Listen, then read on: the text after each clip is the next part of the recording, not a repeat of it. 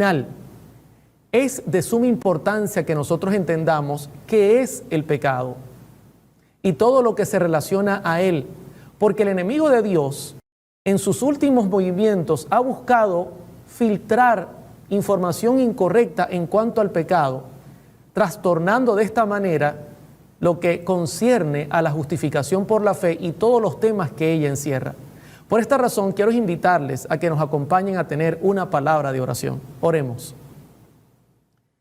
Querido Padre que estás en el cielo, gracias te damos en esta hora por estar con nosotros, dirigiéndonos. Al abrir tu palabra rogamos la presencia de tu Santo Espíritu, porque Él es el Maestro. Él es el que nos guiará a toda verdad. Por eso rogamos que tus santos ángeles nos acompañen y podamos entender punto a punto todo lo que tu palabra encierra en cuanto al pecado y la justificación por la fe. Gracias por escucharnos.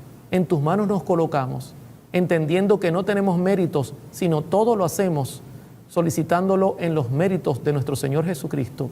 Amén. El primer punto que quiero destacar y que quiero dejar bien en claro en nuestra serie A Prueba de Fuego es el hecho de que nuestro Señor Jesucristo nunca cometió pecado.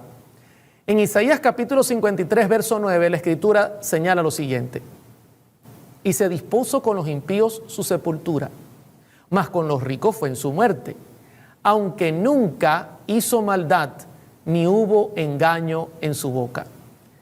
Una cita mesiánica. Nuestro Señor Jesucristo nunca cometió pecado, nunca hizo maldad. Esto lo voy a repetir en cada uno de nuestros temas, en cada uno de los temas que estaremos presentando. Él nunca hizo maldad. El único ser, el único hombre que ha pisado esta tierra y que ha vivido una vida impecable es nuestro Señor Jesucristo. Ahora bien, entendiendo lo que estoy presentando,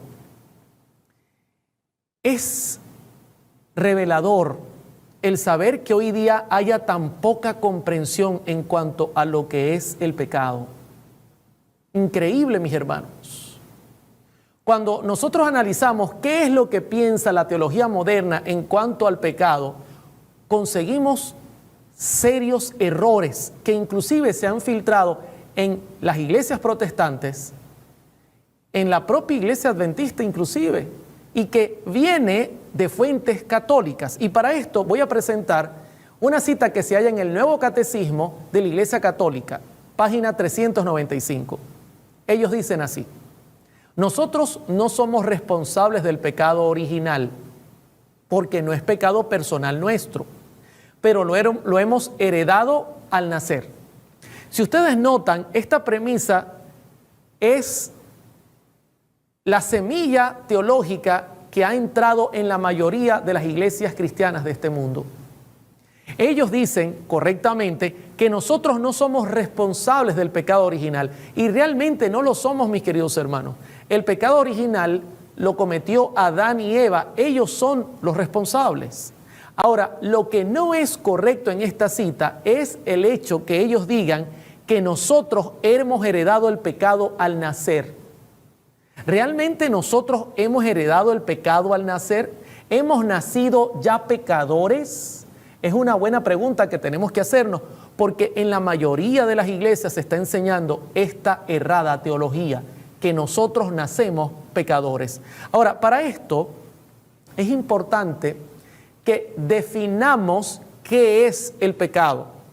Es de suma importancia, mis hermanos, entender qué es el pecado.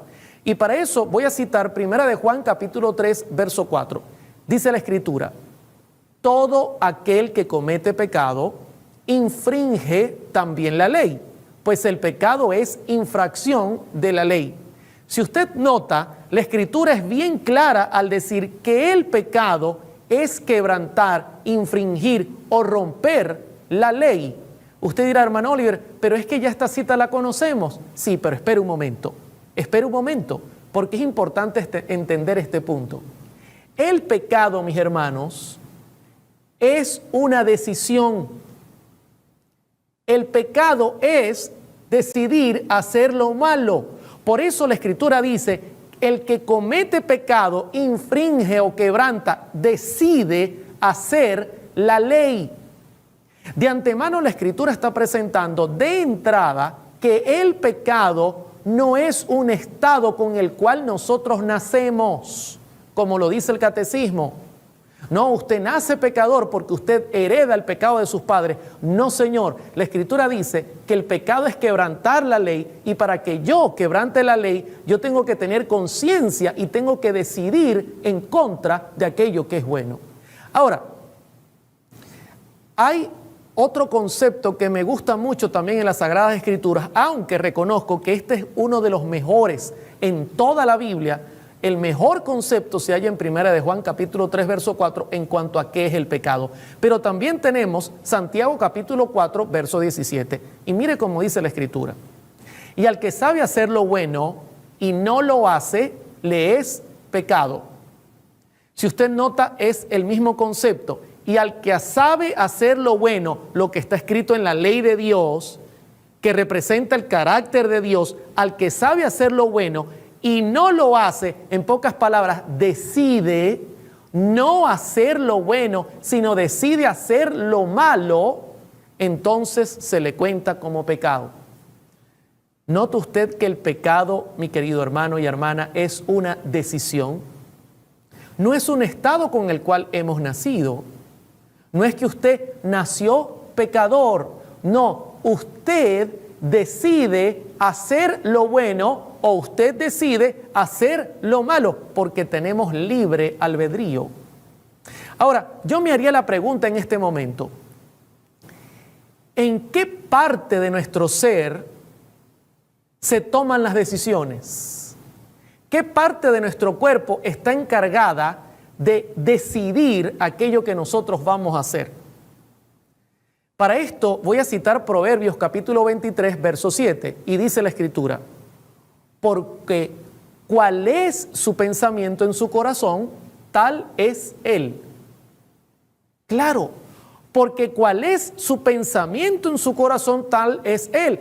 Hermano y hermana, lo que usted dispone, lo que usted quiere hacer, lo que su mente piensa, lo que su mente cavila o prepara, eso es lo que es usted.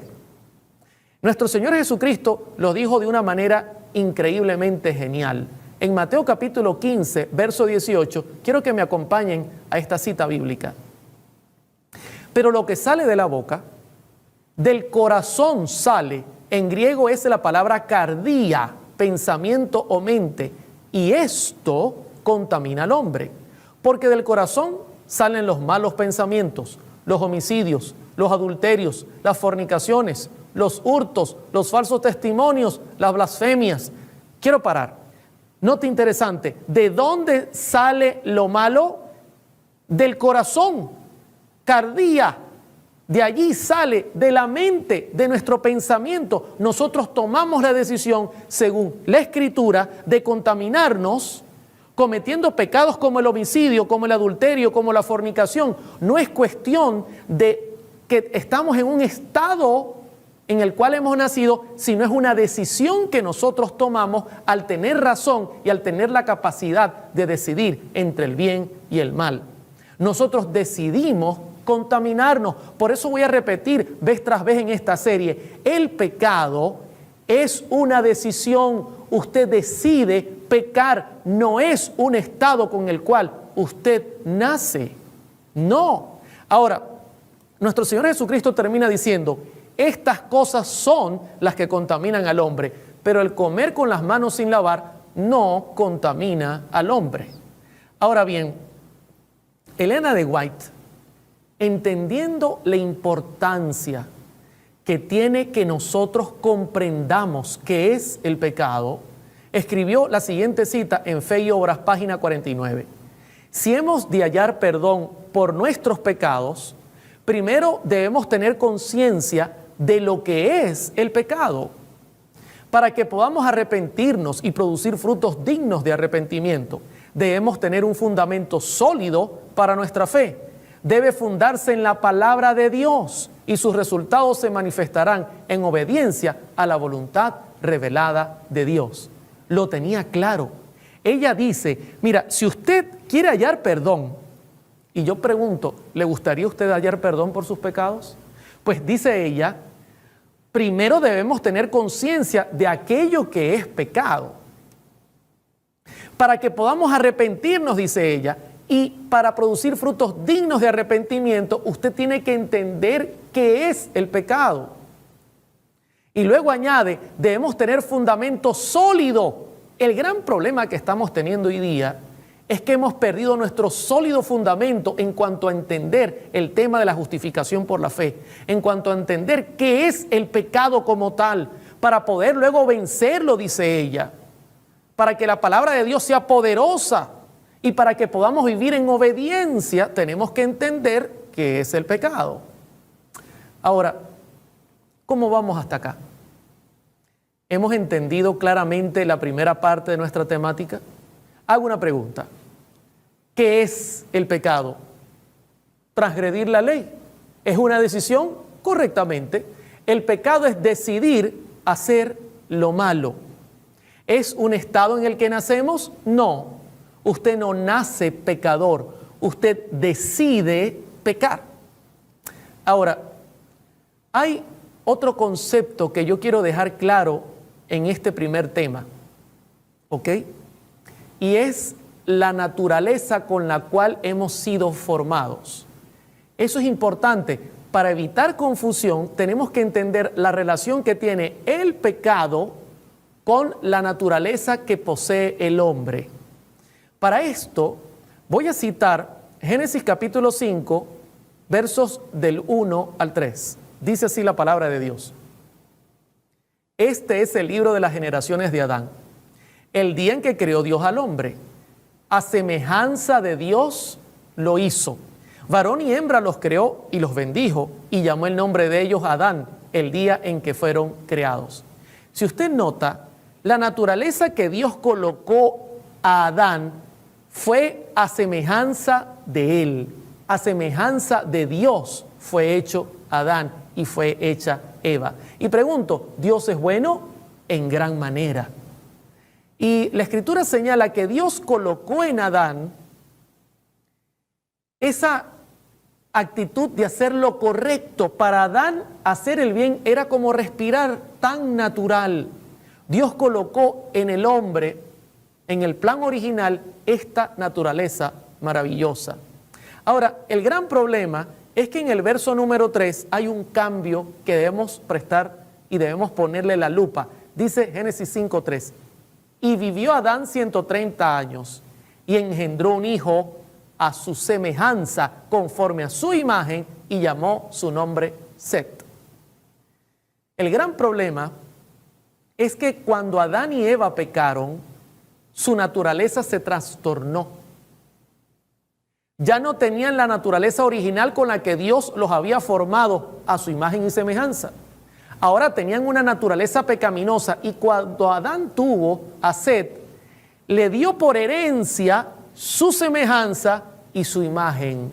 Allí hubo un cambio, mis hermanos, un cambio que debemos poner mucha atención al estudiarlo. Mire cómo la sierva del Señor lo presenta en Patriarcas y Profetas, página 59. En tanto que Adán había sido creado sin pecado a la semejanza de Dios, Set, así como Caín, heredó la naturaleza caída de sus padres, pero recibió también el conocimiento del Redentor e instrucción acerca de la justicia. La sierva del Señor lo vio muy claramente. Adán había sido creado sin pecado, a la semejanza de Dios. No tenía ninguna tendencia hacia el mal, no tenía ninguna inclinación hacia lo malo, pero cuando Adán pecó, lamentablemente su naturaleza se trastornó. Y esa naturaleza se la dio como herencia a Set, así como Caín. Ellos heredaron la naturaleza caída de sus padres, pero también heredaron el conocimiento y heredaron la esperanza que había en Cristo Jesús. Increíble, ¿no? Increíble cómo todo cambió luego del pecado. Ahora bien, y hago una pregunta. ¿Cómo es eso que tenemos una naturaleza pecaminosa? ¿Cómo es eso que hemos tenido o hemos traído ahora por herencia de nuestros padres una naturaleza que juega en favor del pecado?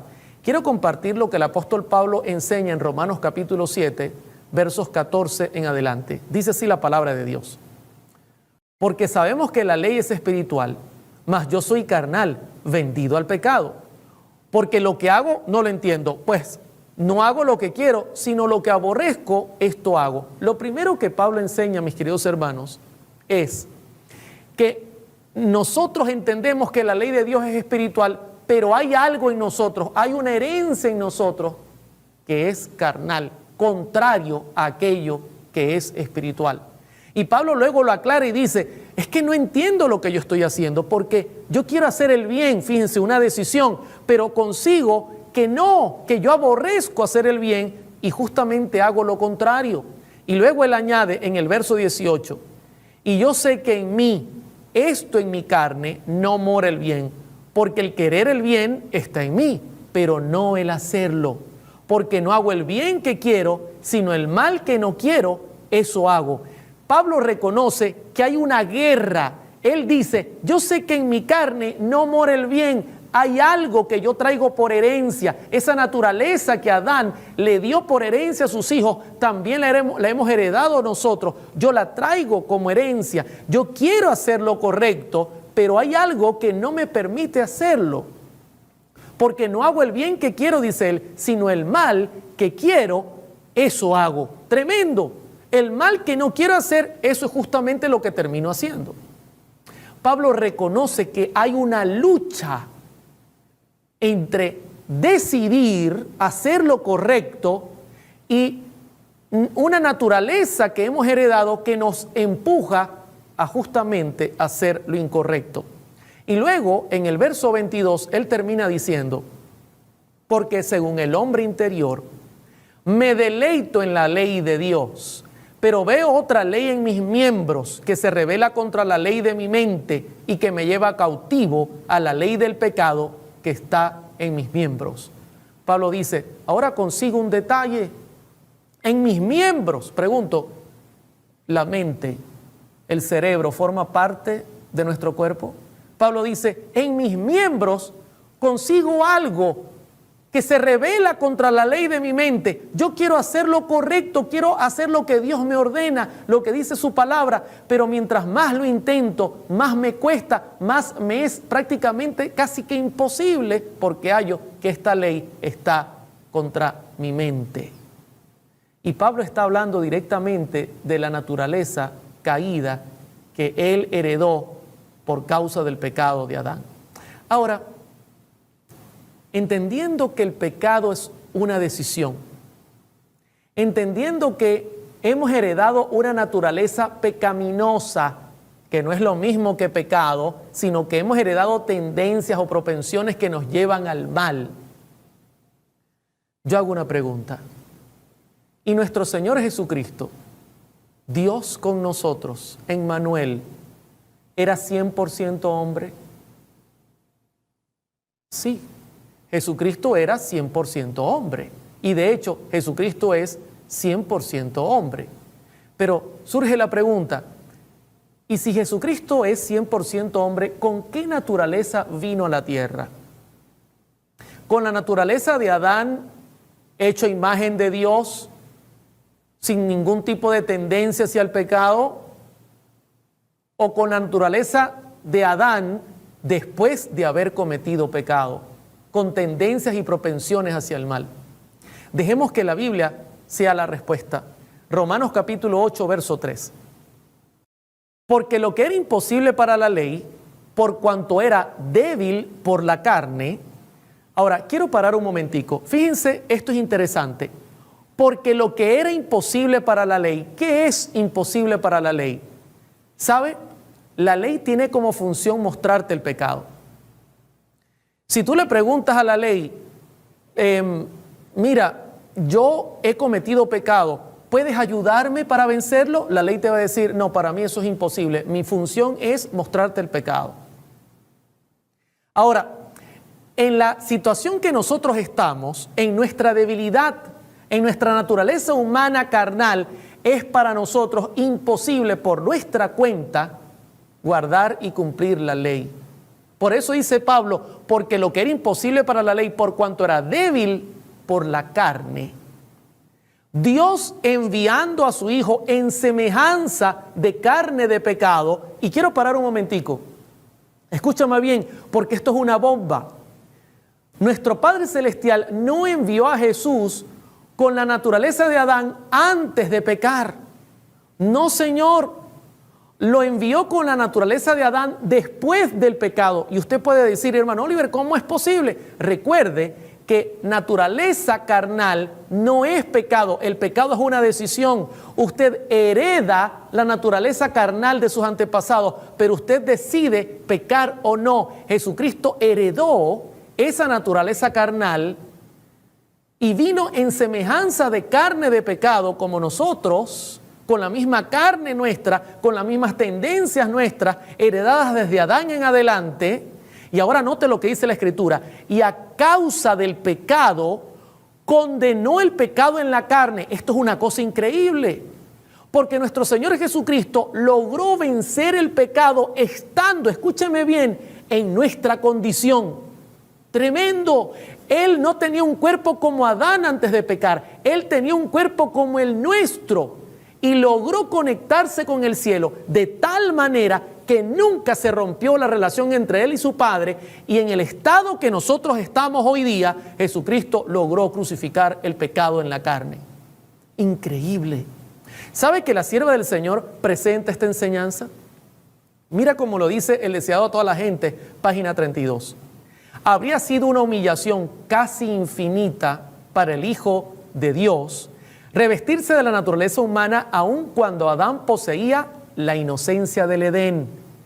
Hubiese sido una humillación terrible que Jesús viniese con la naturaleza humana cuando Adán poseía la inocencia del Edén. No, él dijo, no, yo no quiero ser así.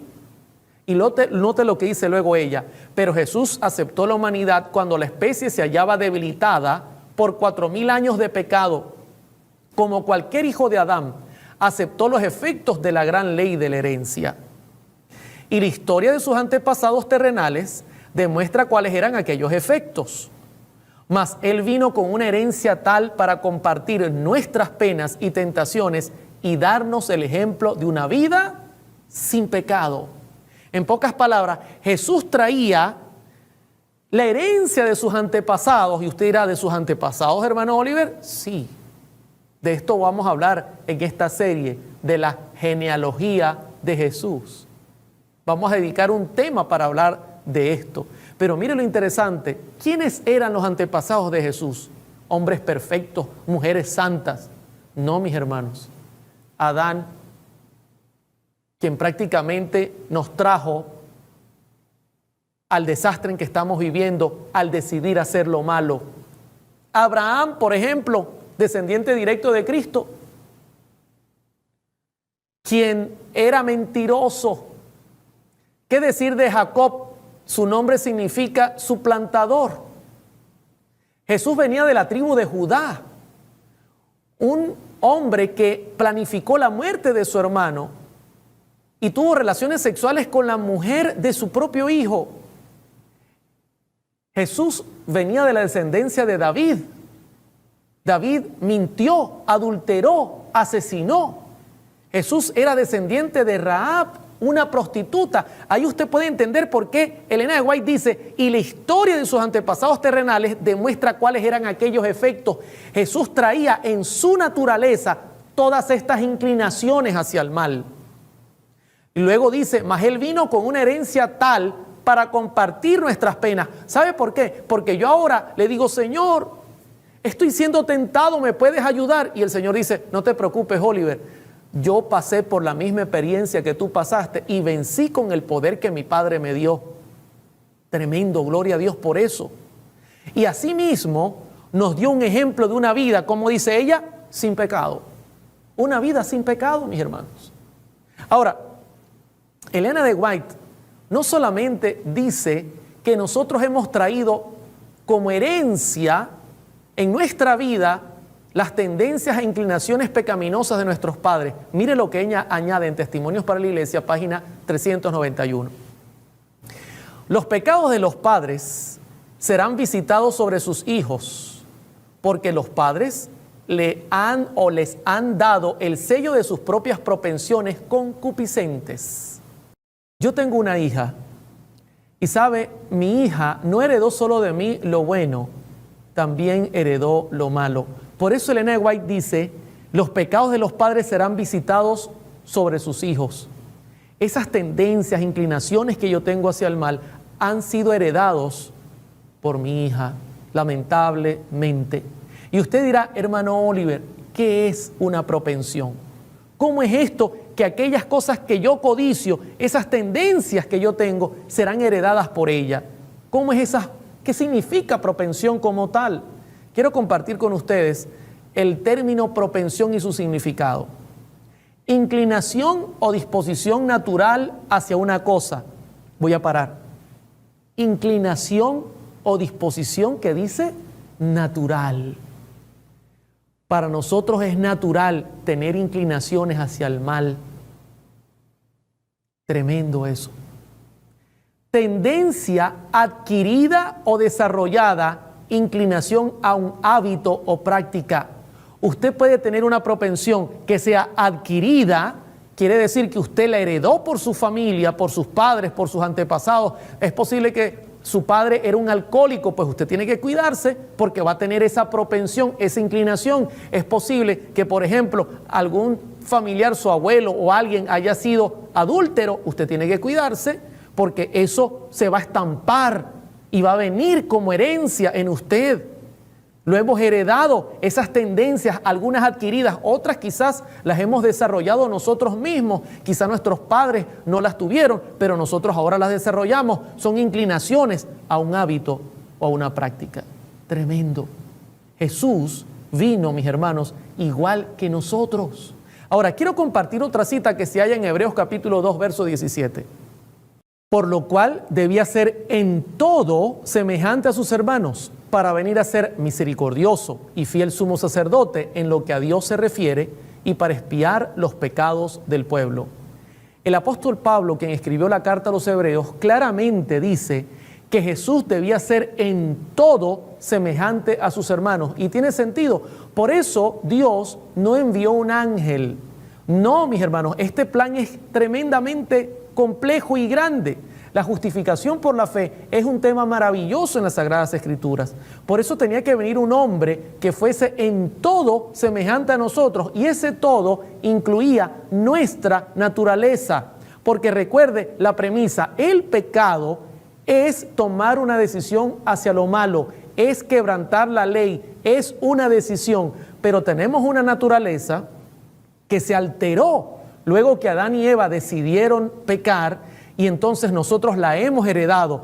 Y la pregunta grande es, ¿y Jesús? Jesús también la heredó. Por eso era necesario que viniese en todo semejante a sus hermanos. Y luego explica el por qué. Para venir a ser misericordioso, fiel sumo sacerdote en lo que a Dios se refiere, para expiar los pecados del pueblo. Tú dirás, hermano Oliver, a veces me siento asediado por el pecado. Quizá estoy hablando con una persona que tiene tendencias hacia la homosexualidad, tiene tendencias hacia la pornografía, tiene tendencias hacia el adulterio, hacia la fornicación. Quiero decirte que nuestro Señor Jesucristo tuvo que lidiar con todas estas cosas y mantener su conexión con el cielo de tal manera que venció el pecado estando en nuestra condición. Por tal razón, Él puede ser misericordioso y fiel sumo sacerdote, porque Él nos entiende, mis hermanos. Fíjense cómo la sierva del Señor lo presenta. Como uno de nosotros, había de dar un ejemplo de obediencia. Para esto, tomó sobre sí nuestra naturaleza y pasó por nuestras vicisitudes. Quiero parar un momento. ¿Qué dice? Tomó sobre sí nuestra naturaleza y pasó por nuestras vicisitudes. No tomó la naturaleza de Adán antes de pecar, tomó la nuestra después del pecado. Luego añade, por lo cual convenía que en todo fuese semejante a sus hermanos. Si tuviésemos que soportar algo que Jesús no soportó, En este detalle, Satanás representaría el poder de Dios como insuficiente para nosotros. Esto es tremendo. Increíble. Hermanos, el mismo poder que Dios el Padre le dio a su Hijo para vencer el pecado, el mismo poder nos los ofrece a nosotros. Increíble, sigue diciendo ella. Por lo tanto, Jesús fue tentado en todo punto, así como nosotros. Soportó toda prueba en la cual estamos sujetos y no ejerció en favor suyo poder alguno que no sea ofrecido generosamente. Como hombre hizo frente a la tentación y venció. ¿Con qué fuerza? Con la fuerza que Dios le daba.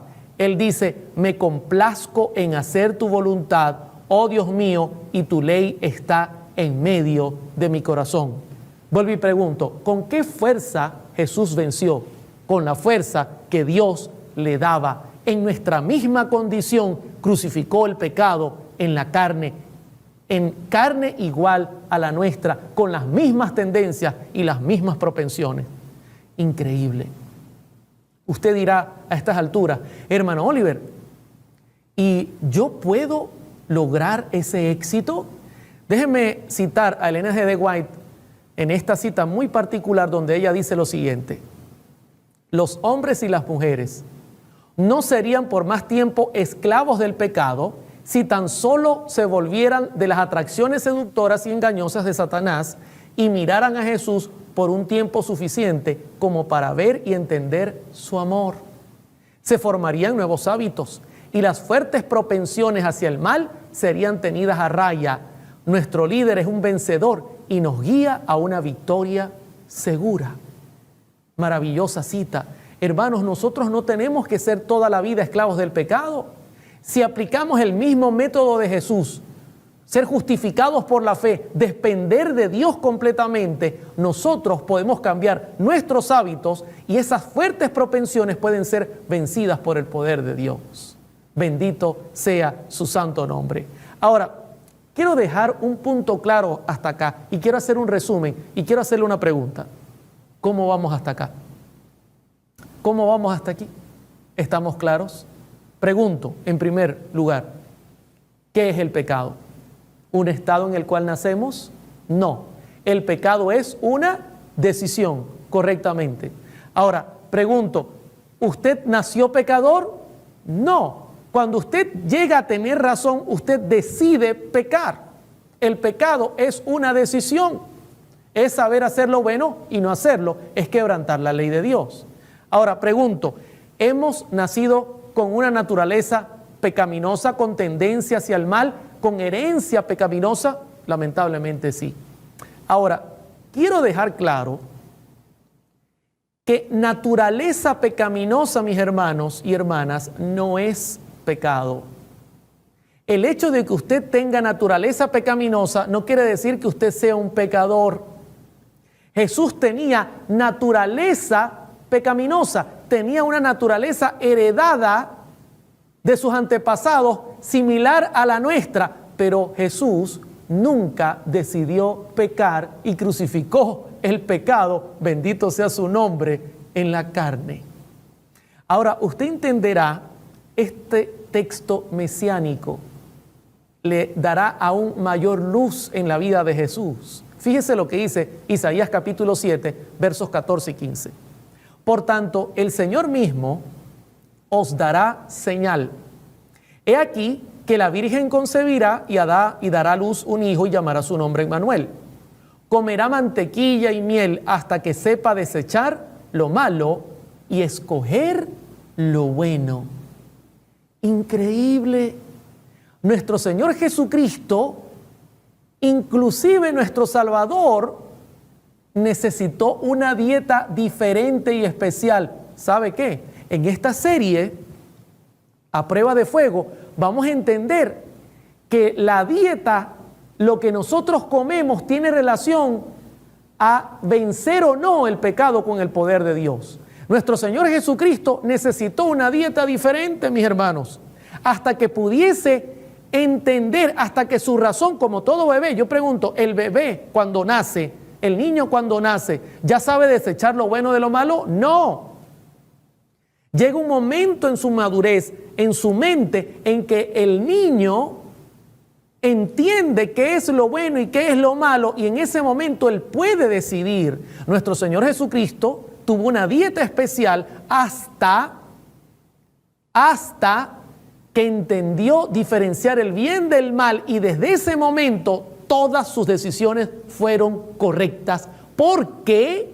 No porque él era poderoso y fuerte. No, porque siempre mantuvo una dependencia de Dios. Somos justificados de esa manera por la fe. Bendito sea el nombre de Dios. Tremendo esto. Tremendo. Ahora, quiero ir a una cita que está en el Nuevo Catecismo de la Iglesia Católica, página 414, y mire lo que dice esta cita. Por eso el pecado original es llamado pecado de manera análoga. Es un pecado contraído, no cometido. Es un estado, no un acto. Y quiero parar un momento, hermanos, porque esto es bien serio. Esto se ha infiltrado en nuestras iglesias. Esto se ha infiltrado en las iglesias protestantes.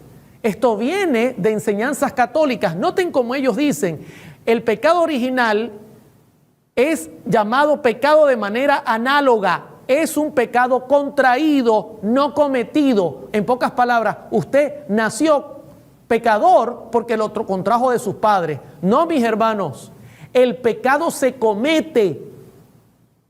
El pecado se comete. Lo que usted hereda es la naturaleza pecaminosa, es las tendencias, las propensiones hacia el mal. Pero el pecado es una decisión que usted comete, porque el pecado es infracción de la ley, es saber hacer lo bueno y no hacerlo, no se contrae. Fíjese cómo lo enseñan de una manera totalmente errada. Y luego dicen, es un estado, no un acto. No, mis hermanos, el pecado no es un estado, el pecado es un acto. Yo decido hacer lo malo, yo decido ir contrario al camino de Dios. Increíble. Y usted dirá, hermano Oliver, pero ¿cuál es el problema? Esto distorsiona todo el evangelio enteramente. Usted no tiene la idea de cómo esto ha minado nuestra fe dentro de la iglesia adventista. De hecho, por eso hoy día las principales doctrinas, como la alimentación, por ejemplo, como el hecho de que nosotros podemos lograr vencer el pecado en su totalidad, ya no se predican. Hoy día se predica es comamos y bebamos porque mañana moriremos. No, mis hermanos, el pecado puede ser vencido porque Jesús lo logró con el poder de su Padre en el mismo estado nuestro. Y si Jesús lo logró, nosotros también lo podemos lograr con el mismo poder que Dios tiene para nosotros. Pero la Iglesia Católica está empeñada en decir, no, tú naciste pecador, eso no se va a cambiar nunca. No, mis hermanos, sí se puede lograr vencer. Ahora, noten lo que dice 1 de Pedro capítulo 2, verso 21 al 22. Pues para esto fuisteis llamados, porque también Cristo padeció por nosotros, dejándonos ejemplo para que sigamos, que dice, sus pisadas, el cual no hizo pecado, ni se halló engaño en su boca. Interesante, noten, Jesucristo nos dejó ejemplo, ¿para qué? Para imitarlo. Debemos imitar al Señor. Pregunto, ¿el Señor Jesucristo logró vivir una vida impecable? Sí. ¿Con qué poder lo hizo? Con el poder de su Padre. Pregunto, ¿tenía la misma naturaleza nuestra? Dice la Escritura que sí. ¿Con las mismas tendencias y propensiones? Sí. ¿Logró vencerlas? Sí. Maravilloso eso. Y la Escritura dice que no cometió pecado, aunque sí heredó la naturaleza pecaminosa. Pero mire lo que dice ahora. Otra cita de fuente católica dice, el Concilio de Trento, el más trascendental de toda la historia de la Iglesia, define como de fe que el pecado original se transmite por generación, por herencia. Paremos un momento, esto es un tema de fe. El pecado original se transmite por generación, por herencia. En pocas palabras, su hijo al nacer nació pecador porque usted le dio esa herencia. Eso no es bíblico. Repito, el pecado es una decisión. Sigue diciendo, dice Pablo VI en el credo del pueblo de Dios, mantenemos siguiendo el Concilio de Trento que el pecado original se transmite juntamente con la naturaleza humana por generación. Tremendo. No solo se transmite el pecado original, sino también la naturaleza humana. Quiero decirles que en este punto ellos tienen razón. La naturaleza humana se transmite, pero el pecado original no. De hecho, pecado original como tal no está en la Biblia. El pecado es una decisión y cada uno la toma al tener la capacidad de discernir el bien y el mal, cosa que Jesús no hizo nunca. Ahora usted podrá entender por qué razón la Iglesia Católica Apostólica Romana bautiza bebés.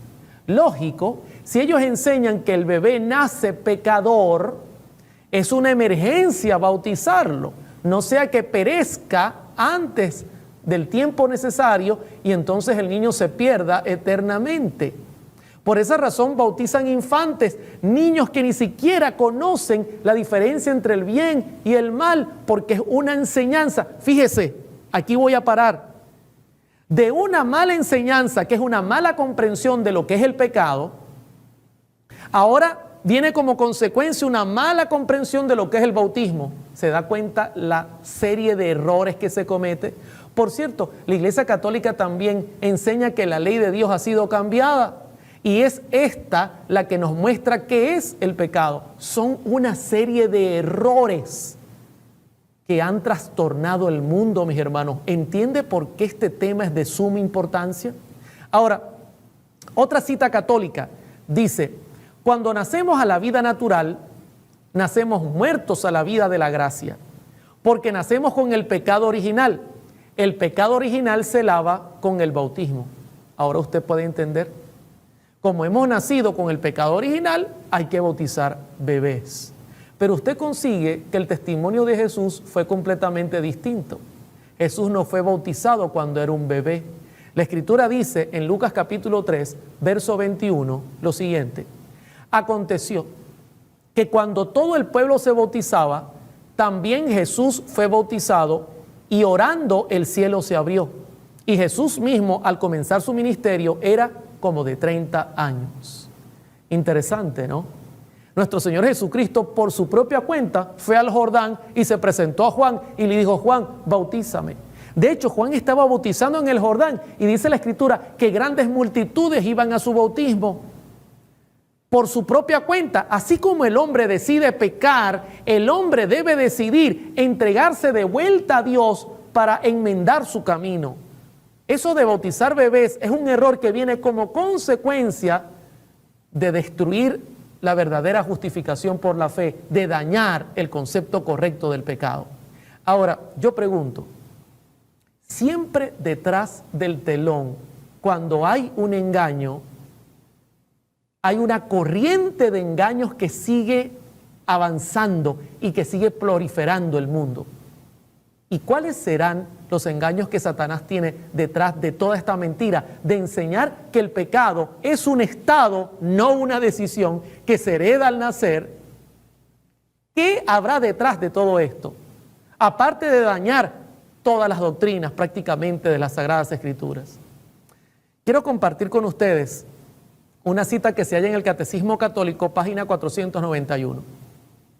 A lo largo de los siglos, la Iglesia ha tomado conciencia de que María, llena de gracia por Dios, había sido redimida desde su concepción.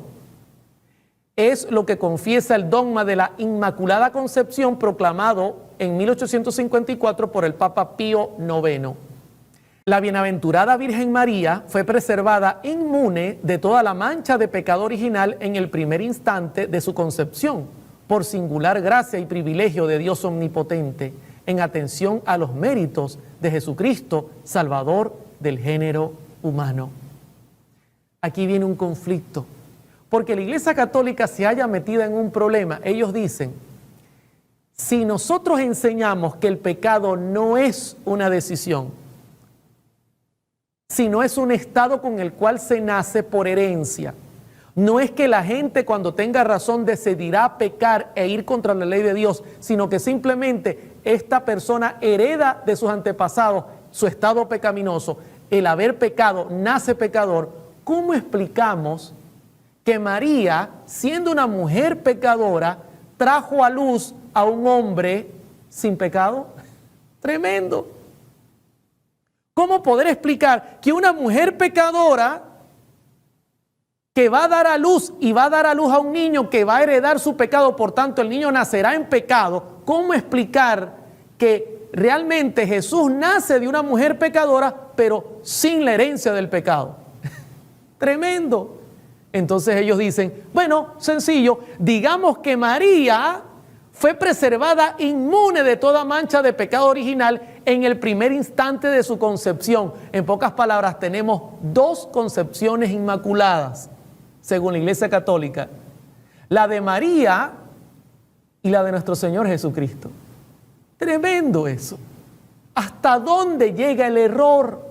Ahora usted entiende por qué María es corredentora, porque tiene dones especiales por encima del hombre común. Y quiero dejar claro que María fue una gran mujer. Para haberla escogido Dios tuvo que haber sido una gran mujer, pero fue una mujer pecadora, porque la Escritura dice, todos hemos pecado y todos hemos sido destituidos de la gloria de Dios. Entonces la Iglesia Católica, como no haya cómo inventar, cómo arreglar el problema, dice, no, lo que pasa es que Dios en la concepción de María la hizo inmaculada. Tremendo. Y sigue diciendo la cita católica, los padres de la tradición oriental llaman a la Madre de Dios, ojo con eso, Madre de Dios, la toda santa, Panagía. La celebran como inmune de toda mancha de pecado y como plasmada y hecha una nueva criatura por el Espíritu Santo. Por la gracia de Dios, María ha permanecido pura de todo pecado personal a lo largo de toda su vida. Tremendo. Ahora tenemos dos personas que han vivido una vida sin pecar nunca en la tierra: María y Jesús, según la teología católica. Déjeme decirle que eso no es correcto. El error viene en dañar el concepto del pecado. El pecado no es un estado con el cual tú naces. No, mi hermano, no te confundas, eso viene del diablo. El pecado es una decisión que tú tomas. Entonces puede llegar un momento en que tú te entregues a Dios y que todas tus decisiones sean conforme a la voluntad de Dios y así vencer el pecado. Hablando de María, la misma María, según la Escritura, se reconocía necesaria de un Salvador. Dice en Lucas 1:46, entonces María dijo, engrandece mi alma al Señor y mi espíritu se regocija en Dios, mi Salvador. María misma, mis hermanos, reconocía la necesidad de un Salvador. Yo puedo recordar un pecado que fue muy serio y muy grave en la vida de María. Usted dirá, hermano Oliver, ¿un pecado que la Biblia revele? Sí. ¿Recordarán ustedes cuando fueron a presentar a Jesús, a llevar a Jesús a los 12 años al templo, que ya tenía la edad para ser llevado como la ley lo decía, porque ya era un niño de la ley y tenía que ser llevado al templo? Cuando José y María iban de vuelta por el camino y comenzaron a andar por la caravana luego que regresaban a sus hogares, notaron que Jesús no estaba. Y comenzaron a preguntar a los familiares, ¿han visto a Jesús? No lo encontramos. No, yo no lo he visto. La última vez que lo vimos estaba en el templo. Y María comenzó a preocuparse y José comenzó a preocuparse y se devolvieron. La Escritura dice en Lucas 2:46, y aconteció que 3 días después le hallaron en el templo, sentado en medio de los doctores de la ley y oyéndoles y preguntándoles. ¿Saben qué dice Elena de White en cuanto a lo ocurrido en este incidente? Dice que cuando María iba de regreso, se estaba prácticamente cayendo de la preocupación. Su corazón se estaba rompiendo pensando en cómo Herodes había intentado asesinar al niño, pensando en cómo Satanás estaba detrás del niño para matarlo. María iba asustada, pensando que había puesto todo el plan de salvación en peligro. Hermanos, cualquiera que abandona a su hijo 3 días, si al niño le pasa algo, ¿de quién es la responsabilidad? María era una mujer imperfecta que se puso en manos de un Dios perfecto. La Biblia así lo enseña, mis hermanos. El gran problema es que cuando tú tuerces la enseñanza bíblica Viene una serie de errores que son la consecuencia. Justificación por la fe es un tema muy importante que si lo mal entendemos no vamos a comprender qué es el pecado, ni cómo vencerlo, ni cómo llegar a ser perfectos en esta tierra. Además, destruiremos doctrinas que son vitales para nuestra fe. Hay un punto con el cual quiero cerrar el tema que no podemos dejarlo de perder. Los profetas que miraron el peligro, que miraron cómo Satanás obraría en los últimos días para dañar nuestra fe, para destruir nuestras creencias. Los profetas escribieron en cuanto a lo que el anticristo intentaría hacer en los últimos días. Y quiero compartir con ustedes lo que señala Primera de Juan capítulo 4 verso 2. En esto conoced el Espíritu de Dios. Todo espíritu que confiesa que Jesucristo ha venido en carne es de Dios. Ojo con esto, mis hermanos. Claramente Juan dice, todo espíritu que confiesa que Jesucristo ha venido en carne es de Dios. Pero luego añade un punto interesante. Y todo espíritu que no confiesa que Jesucristo ha venido en carne no es de Dios, y este es el espíritu del anticristo, el cual vosotros habéis oído que viene y que ahora ya está en el mundo. Tremendo. El anticristo enseñará que Jesús no ha venido en carne. Y usted dirá, ¿y qué quiere decir eso, hermano Oliver? ¿Sabe que la expresión griega en carne es mucho más clara de lo que la leemos en español? En el original griego dice así, Xars, naturaleza humana con sus debilidades, físicamente o moralmente y sus pasiones, específicamente un ser como tal, carnal, carne, cuerpo humano, naturaleza o sangre. En pocas palabras, el texto bíblico dice que cualquiera que venga, cualquier sistema religioso que venga, mis hermanos, y diga que nuestro Señor Jesucristo vino con una naturaleza como Adán antes de pecado, es el anticristo. Cualquiera que diga que Jesucristo no vino con una naturaleza humana con sus debilidades, en griego xars, moralmente y pasiones, dice, cualquiera que enseñe esto es el anticristo. Increíble cómo los profetas visualizaron y dieron la advertencia, mis hermanos. Hoy hemos aprendido cosas muy importantes. En primer lugar, hemos aprendido que el pecado es una decisión, no es un estado. Tú no naces pecador, tú decides pecar.